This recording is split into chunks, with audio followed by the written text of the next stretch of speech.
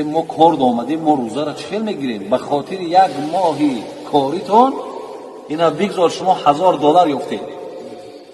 یکی شما میدونید که میلیارد ثواب ای دست داده، میلیارد ثواب با $1000 شما بگید تمام ثواب عوض کردید.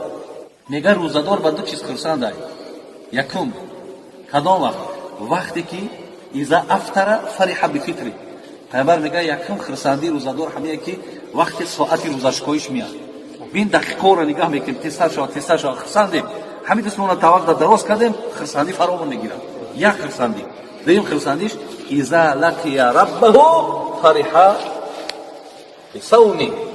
دویم خرسندیش میگه که وقتی خدا جمالش نشانش میده، میگه همین جمال من نشان دادنم به خاطر روزت های. انا اونجا میگه با روزه داشتنش خرسند میشه که من در عوض روزه داشتنم جمال پروردگار ندیدم.